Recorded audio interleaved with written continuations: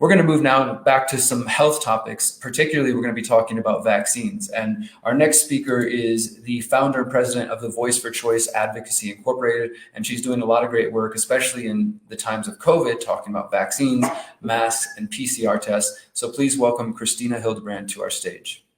Thank you for having me. It's exciting to be here. Yeah, all right. It's all yours. Thank you. Fabulous. I am going to share my screen. I do have some slides. I'm hoping that'll keep me on topic and on target time-wise. So my name is Christina Hildebrand. I am the founder and president of Voice for Choice Advocacy. We mainly work in California, although with COVID going on, we definitely reach most of the US and much of the world with what we, sharing the truth. Today, I'm going to talk about the COVID vaccines and the mandates and where do we go from here. This is a topic that is very timely. And so I'm just going to give sort of an overview. I don't know how much people listening don't know about the COVID vaccine. Some of you may know all this already. Others of you may be new to this. And so I'm going to kind of give an overview of the vaccines, what's out there, and then, questions you should have. Whether you're for vaccines or not, and finally, what we can do to stop the mandates of these vaccines. So starting off here, COVID vaccines. So there are 200 plus COVID-19 vaccines in clinical trials worldwide currently. 7.8 within the US, $7.81 billion has been given to 6 companies to further their COVID vaccine manufacturing, processing, clinical trials, and over 600 million COVID vaccine doses have been ordered as of today in the US. Just a reminder, we have about 328 million people in the US, and each person is going to get 2 doses of most of these vaccines. The J&J vaccine only requires 1 vaccine. So realistically looking at it, you're looking at enough vaccines to vaccinate the whole of the US, whether you like it or not. I am going to stick to the US today. I know there may be people from all over the world watching. I'm going to stick to the US because that's what I know best, but most countries are doing the same thing. Looking at the 2 that have been approved here in the US, Pfizer-BioNTech and Moderna, there have been about 21 million doses given. Again, you're going to split that in half because 2 doses are given per trial, but this is 21 million have been given at least that first dose. And as I said, the 2 vaccines, the Pfizer-BioNTech and the Moderna vaccines in the US have been authorized for emergency use. What does that mean? I'm going to go into that a little bit and spend a little bit of time on that because most people getting these vaccines just think the vaccine's been approved and they're good to go. No, is the answer to that. We are still in phase 3 clinical trials. So usually for a vaccine, it takes somewhere between 5 and 15 years for a vaccine to be fully developed, fully clinically trialed, and come onto the market. These vaccines have been created and come onto the market under emergency use in the US, but they've come onto the market within 6 months, 8 months. And the clinical trials are going on. The phase 3 clinical trials only started in the summer. So we're about 4 months, 5 months, 6 months, not even 6 months into the phase 3 clinical trials. Yet they have been given emergency use authorization, which means they can be given to any American that falls into, currently there's a priority system, but any American can be given them. However, if you take these vaccines, you are part of that human experiment. You are part of the clinical trials. You're not officially part of the phase 3 clinical trials. I call it the phase 4 clinical trials.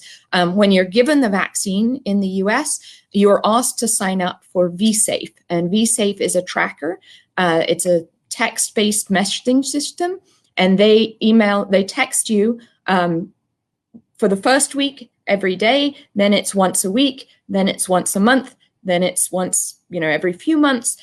For 24 months, they want to follow up with you. That's the same as a clinical trial. So just be aware that these vaccines have not been fully tested for safety and efficacy at all. We don't know long-term safety effects. We only have about 2 months 2-3 months of safety data. We only have 2-3 months of efficacy data. And so you're really, if you choose to take the COVID vaccines at this point, you are part of a human experiment, a global human experiment, and you have no idea what the ramifications are. We actually have more idea of what the ramifications are of actually getting COVID, the disease, than we do the vaccine. On the next few slides, I'm going to go through each of the 6 COVID vaccines that are furthest along in the US. Some of these are also far along in other countries, mostly European countries, Western European countries. I'm not going to go into the Chinese vaccines or the Russian vaccines, but they are in existence and they are being used. Similar technology is being used to the 3 different types of vaccines that we have here in the US. So the first one that I'm going to talk about is these phase 3 clinical trials with FDA emergency use authorization. We have the Pfizer-BioNTech and the Moderna vaccine. These are approved, fully approved in 10 countries and 5 countries respectively, not in the US, although Pfizer-BioNTech has said that they want to get approved in the US, fully approved by May. So they're phase 3 clinical trials will not be finished by that time. Emergency authorized, including the US, in 22 countries and 6 countries, respectively. I put Sanofi in here because, interestingly, Sanofi in Europe and in the US was creating their own vaccine, but has put that on the back burner because it wasn't getting great results, and they have offered to manufacture the Pfizer-BioNTech vaccine in Europe. So that they are creating a relationship there. So these 2 vaccines are what's called messenger RNA vaccines. They're nucleic acid vaccines that contain genetic material, either DNA or RNA, and they carry that in genetic instructions for the spike protein, which goes into your cells, and then it creates the antibodies there.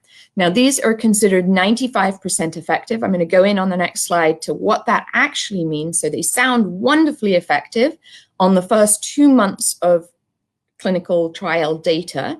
I'm going to go into what that means. And then the last piece on each of these slides I'm going to say is what the concerns are. So the concerns for these vaccines and why people are having anaphylactic shock most likely is because the polyethylene glycol, that's antifreeze.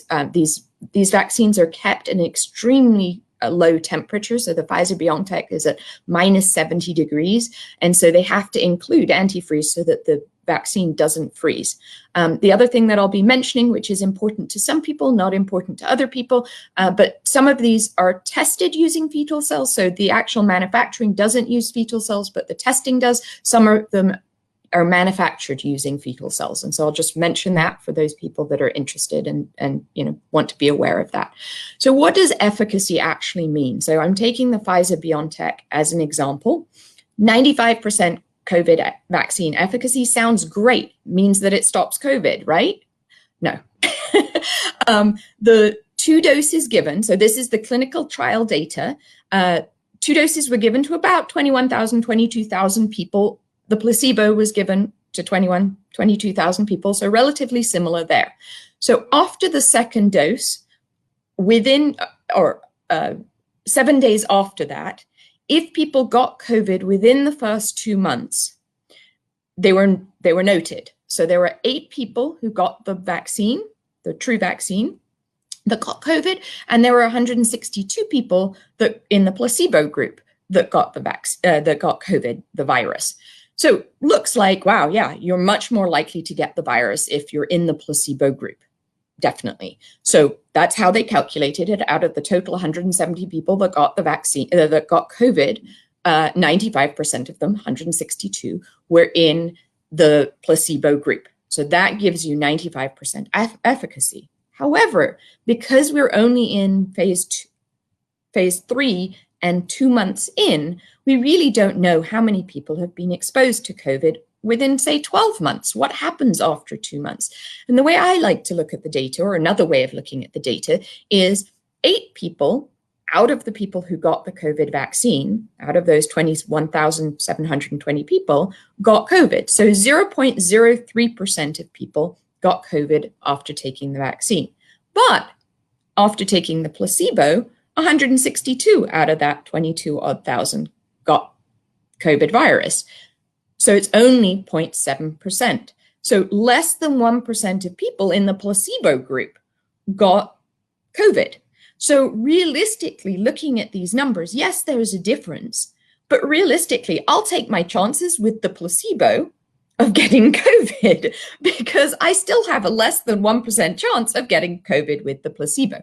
Now, I say that and I laugh about it because realistically, we need to look at 12 months, 24 months of both these groups and see what the actual COVID rate is after a significant period of time. 2 months really isn't. Most of these 22,000, total 44,000 people weren't exposed to COVID. So the numbers really are irrelevant. And that's what I'm trying to say. You can't use the 95%. You also probably can't use my 1% or less than 1% data there.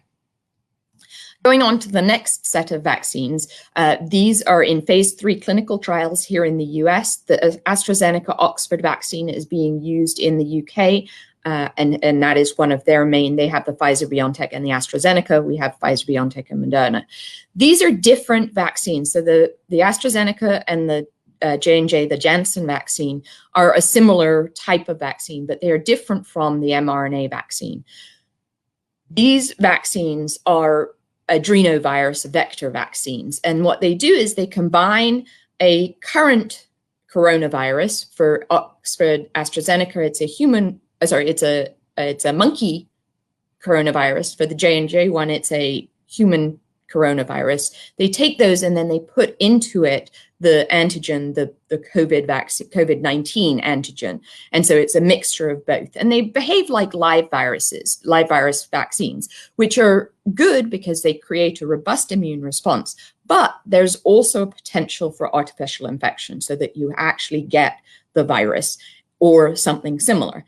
The other piece of it that is interesting is, for example, if you've had the coronavirus, so the monkey virus you won't likely have had, but if you've had the coronavirus that they're using in the J&J one, your body won't react to this and won't create a response because you've already created a response to the piece that's called the backbone. These vaccines are less effective because of that.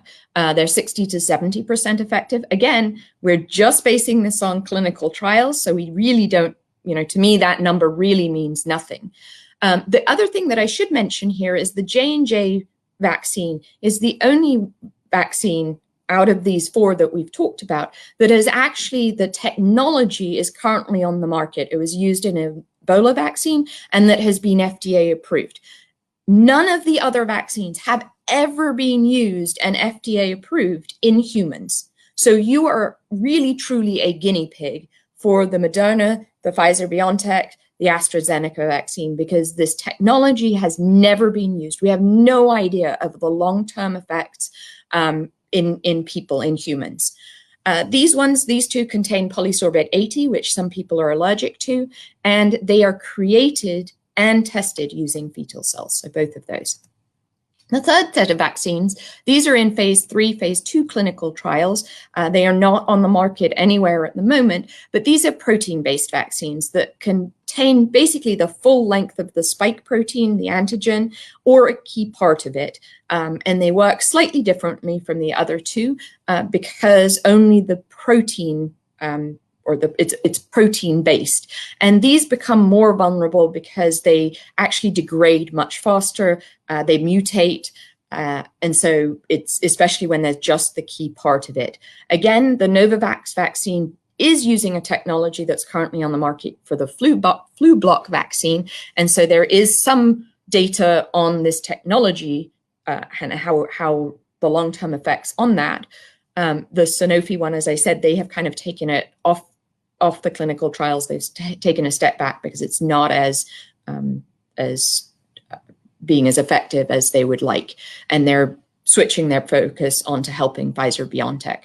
The concern with these ones, the Novavax, the Sanofi one, I'm not sure of because there's not much data out there, but the Novavax uses this Quillianus sopanis as an adjuvant. It's a soapbox tree adjuvant. An adjuvant is used to stimulate the immune system, to hyperstimulate the immune system. And so it really stimulates your immune system in a very different way than the other vaccines. And this is tested using fetal cells. It's not created using fetal cells. So those are the 6 vaccines that are sort of at the forefront of the US market. So what do you do with this information, and how do you work out if you want to be vaccinated or you don't want to be vaccinated, and what the risks are and the benefits? So a Voice for Choice Advocacy, I should have taken a step back at the beginning. Our organization, it educates and advocates for informed choice and transparency of what goes into your body. If it's food, air, water, pharmaceuticals, cleaners, we want you to know what's in them and what the harms are and what the benefits are, and for you to make that choice of whether you want to put that into your body. And so for vaccines, our recommendation is you do a full risk to benefit analysis. So look at the disease and what is the risk of the disease, what are the adverse reactions to the disease, and then look at the vaccine and do the same thing. Now, one thing to remember is you can always get vaccinated, but you can never get unvaccinated. You can never take that vaccine out of your body. So the mRNA technology, once it's in your body, you can't take it out of your body. Same thing with any other, the adjuvants or the other things. You can never undo that. So looking at, I kind of put together lists of for the disease and for the vaccine of what types of things you need to question and find out for yourself. And people come to me and say, well, what do you think I should do? My answer is, I can't tell you what to do. You have to make this decision. You have to make an informed decision. If you're not making an informed decision, then I can't help you. I can't help you not, get vaccinated or not get vaccinated, because you need to do the research. You need to feel comfortable in yourself of the decision you're making. And everyone's decision is their own decision. If I'm 90 years old and I have, I'm on 3 drugs and I have an immunocompromising disorder, that's going to be a different decision than if I'm 18, 19 years old and completely healthy, eating a healthy lifestyle, eating organic. You're going to be in totally different places. And so for anyone to give advice saying, oh, you should definitely be vaccinated or you shouldn't be vaccinated, nobody should be doing that. You have to make the decision for yourself. So just some things to take into consideration. We look at the COVID virus survival rates. They are above 99% for everyone up until 69 years old. If you're 70 years and older, it falls to 94.6%. So that's your survival rate. So that's what you're working with. And I should say, you have to get COVID first. Right now, about 2% of the population, sometimes fluctuates to 5% of the population, depending on where you are, but have had COVID. And so your likelihood of getting COVID is actually quite low right now, especially with all the social distancing and mask wearing. And I'm not going to go into that. I could spend a whole another hour and a half on those things. But your likelihood of getting COVID to begin with is relatively low. Your likelihood of surviving it is extremely high. The question is, there are COVID treatments. So if you're going to not get the vaccine, you do need to work out, if you were to get COVID, what would you do? And make sure you have that lined up. There's lots of information about different COVID treatments. You also need to think about the long-term health effects of COVID. So there are these people that have really long-term lose their taste, smell for a long time, have heart or other organ issues. So you really need to think about those as well as and balance that out as well as just your survival rate. One thing we don't know is how long immunity lasts. So if you had COVID, will you not get COVID ever again? Will you not get COVID in a year? Will you not get COVID in 3 months? The general thought now is about 5 months, because that's the most since we saw the influx of people getting COVID, those people haven't gotten COVID again, or very few have. And then we're seeing variants come out. So if you've had COVID, if you're exposed to a variant, is your immune system, do you have immunity? Do you have antibodies for these different variants? That is unknown. And so some of this risk to benefit analysis is an unknown piece. Looking at the risk of vaccines and adverse reactions, there you go to VAERS. I've got another slide on that. VAERS is the reporting system. You can look at what vaccine reactions other people have had. But one of the things with these vaccines, especially the ones that are new technology, we have no idea if they cause cancer, if they cause autoimmune disorders, if they cause infertility, fetal issues, mutagenicity. So if the RNA or the DNA in those vaccines, if that gets into your genes, we really have no idea on the long-term effects of these vaccines.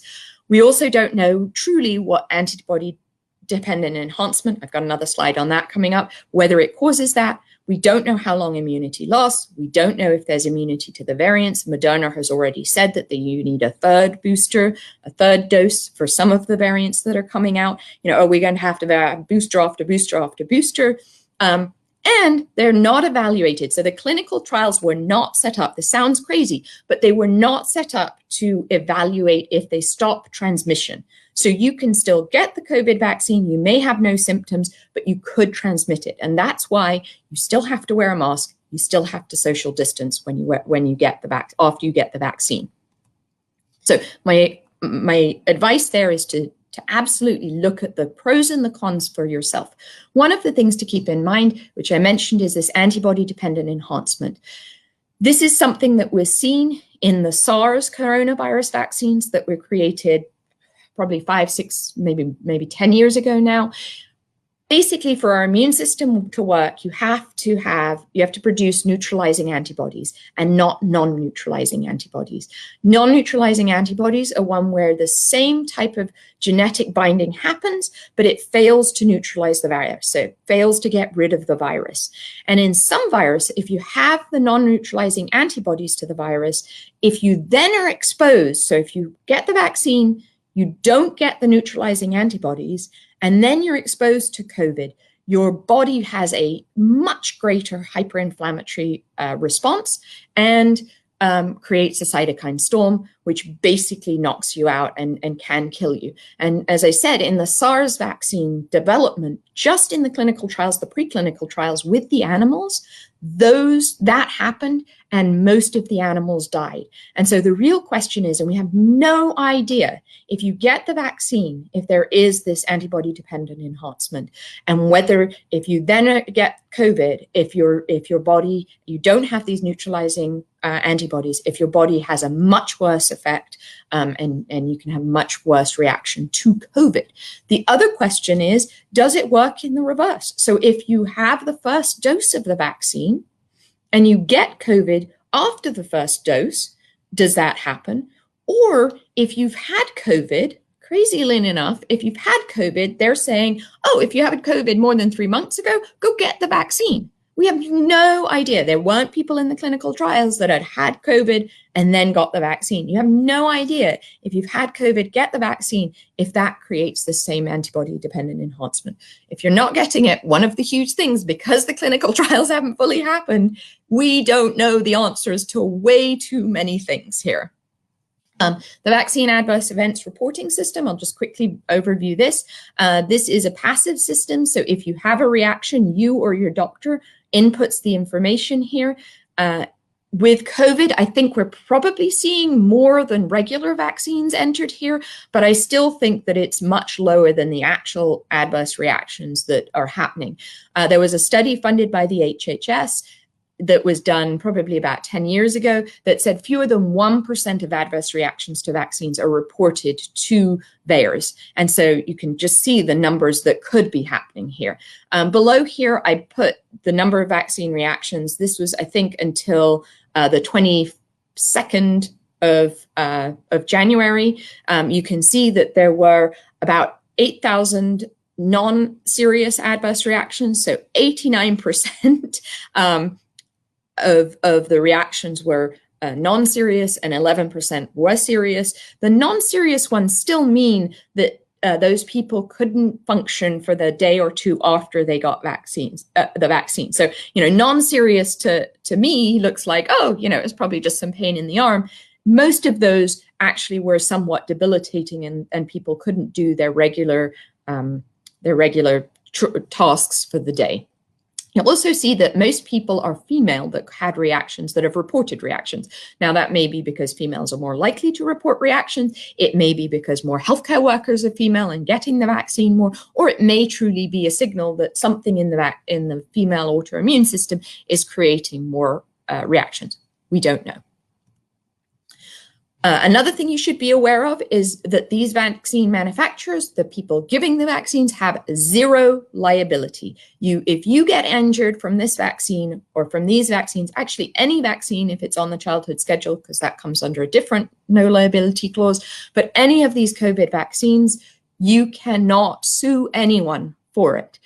You're also pretty much left on your own if you have a vaccine reaction, because no one knows what to do. They understand that, oh, yeah, you had a reaction to the vaccine, but if your legs are swelling up or you've got a rash or any of the other things that if you look up on VAERS are happening, you go to the emergency room and the doctors and nurses just don't know what to do because they don't know how these vaccines work in your body.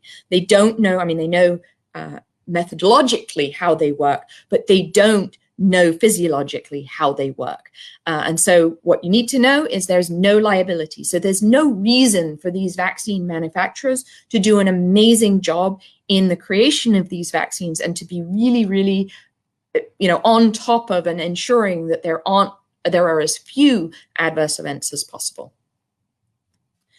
So where are we at today? And I'm sort of switching now from that's all the information on the vaccines and, what the story is behind them. And, as I said, the biggest piece of takeaway is we just don't know. We don't have the data. These clinical trials are not done.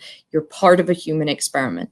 So where are we today? My big thing, if you haven't read 1984 or Brave New World in the last year or two, please go back and read them. Or if you haven't ever read them, go read them. You can also get them on audio file, listen to them.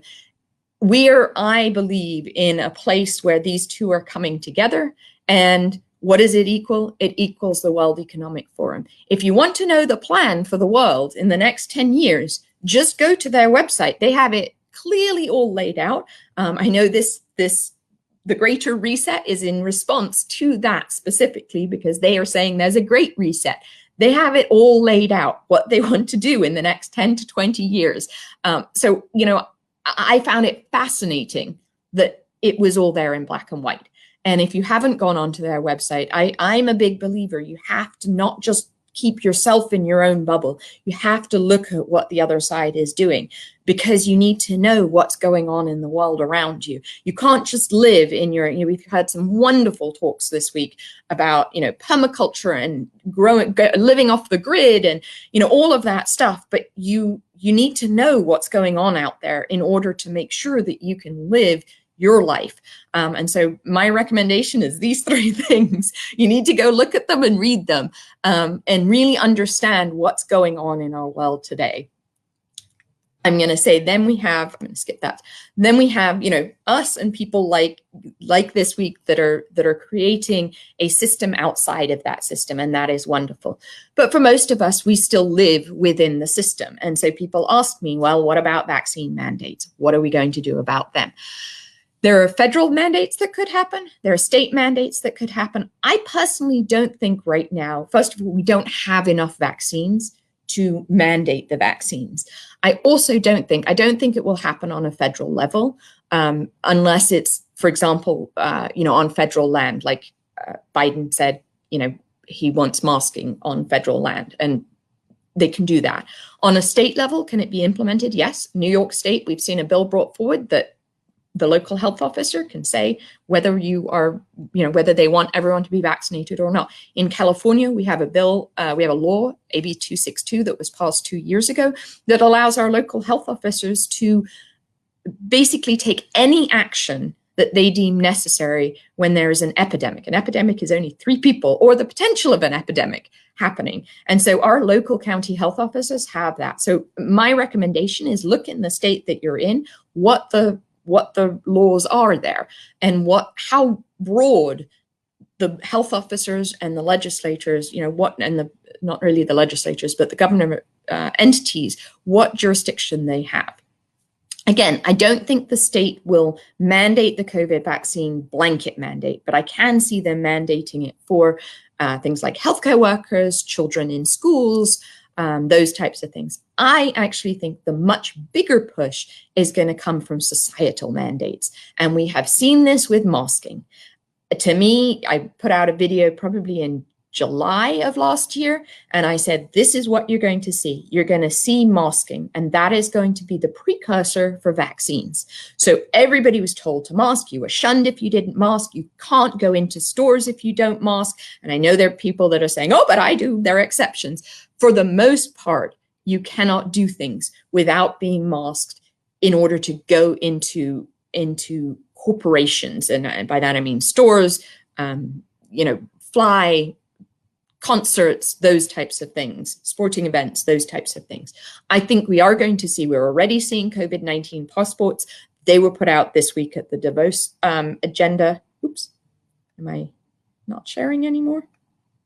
Oops, I think I'm nearly done. So, so anyway, the Davos agenda, we saw them having that. I think the changes that we have, people are like, oh, once we get rid of COVID, we can go back to normal. There is no normal. We've been told by the media there is a new normal. The changes are here to stay, like after 9/11 with the TSA and all of those things. I do think we need to be aware of it.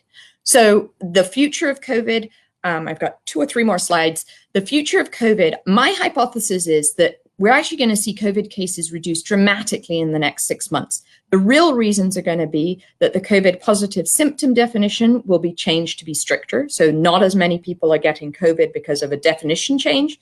The deaths with COVID are going to be reported less often, and people are going to have died from COVID. So this last year, there were a lot of people who, had heart attacks, car crashes. If they had COVID, it was written as death with COVID.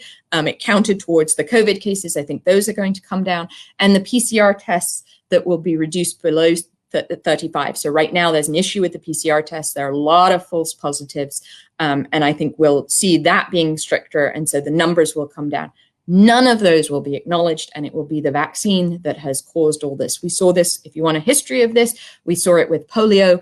Read Dissolving Illusions, an amazing book. So how do you refuse the COVID vaccine? People come to me and they're like, my work said I had to refuse the COVID, I had to take the COVID vaccine. My first answer is just say no. Decline the vaccine. We've seen healthcare workers, there are 50, 60% of healthcare workers saying no. And that is powerful. That's how we're going to get around this. We have to stand up and say no. There are options if you can't decline the vaccine to get medical exemptions or sincere religious exemptions. The sincere religious exemptions, you can't just say, I have a religion that says I can't take a vaccine. We see a lot of people that submit them and don't get them right. I'm happy for you to email me if you want to know more about religious exemptions. But the other piece I will say, and we've heard this all week, we need to get out of the system. If your employer says you must be COVID vaccinated, the answer is no. And if they don't let you do that, then find another job. And I know that sounds, fear, it instills fear in a lot of people to be like, I've been, a nurse all my life. I've been a teacher all my life. I don't want to get the vaccine, but I don't want to lose my job. It is freeing when you get out of the system. And I say, please, please, please get out of the system if you can't say no, or just say no. Last one, solutions. Research some more on these vaccines, not just the COVID vaccines. I focused on them today, but a lot of this spills over onto any vaccine that's out there. Join your local vaccine choice groups. Every state has a good one, or has people that are doing things. Find out what bills are being passed in your state so that you're aware of what the restrictions are. Share the vaccine truth. The way we get out here, and I look at COVID-19 as a silver lining for all of us, not just on the vaccine issue, but people are questioning so much more and questioning the system, questioning the agenda. And so I think we have to look at it, and we have to take those seeds that have been planted and water them. As I said, just say no and get out of the system. You're welcome to join our email list. Our website is avoiceforchoiceadvocacy.org. You're welcome to email me. I'm you can send it to info@avoiceforchoiceadvocacy.org. But I really, we have to get out there. We have to stand up, because now's the time. If you just get even a religious exemption, you're capitulating to the system, and we have to say no on so many of these issues, not just the vaccine issue. So that's all I have for today. As I said, I am available by email is the best way to get to me. Either Christina@avoiceforchoice.org or info@avoiceforchoiceadvocacy, either of those. But I am happy. You can send me emails with questions. I do a Q&A session about every 2 to 3 weeks, and I literally take any questions anyone asks me that are within our scope of informed choice and transparency of what goes into your body. But I'm happy. People ask me any question and I'll answer it. So that's all I've got for today. Awesome. Well, thank you so much, Christina, for joining us. I think you really shared a lot of solid information, and a lot of that information is out there, but you got to go dig for it. And there's some misinformation out there and some disinformation. I think you really brought it all together quite nicely for our audience. So thank you so much for joining us. Thank you. Appreciate it. As we wake up to a new normal today and life is slowly grinding to a halt. Now masks are becoming the new normal. Americans are facing a new normal, one that may include losing their jobs, losing their income, and even losing their health insurance. I don't think we get back to normal. I think we get back, or we get to a new normal. It's time to reject the new normal. Now is the historical moment, the time, not only to fight severe virus, but to shape the system. It's time to reject the Great Reset. It's time to support the People's Reset. It's time for the Greater Reset. From January 25th to the 29th, journalists, activists, researchers, and advocates are hosting the Greater Reset Activation, a 5-day event dedicated to offering an alternative to the World Economic Forum's top-down, centralized, authoritarian vision. Our desire is to help all people find community and liberty by providing practical steps and knowledge for co-creating a world that respects individual liberty, bodily autonomy, and choice. The Greater Reset is the world's collective response to the World Economic Forum's initiative, The Great Reset. We invite you to join us for 5 days of discussion about the diverse opportunities available for those who seek to live in harmony with humanity and the planet, while respecting our innate freedom. Each day is dedicated to a different domain and provides solutions to the WEF's vision. Day 1 is dedicated to the Agora and decentralized economics. Tuesday the 26th will focus on health and education. Day 3 will focus on nature, permaculture, and regenerative agriculture.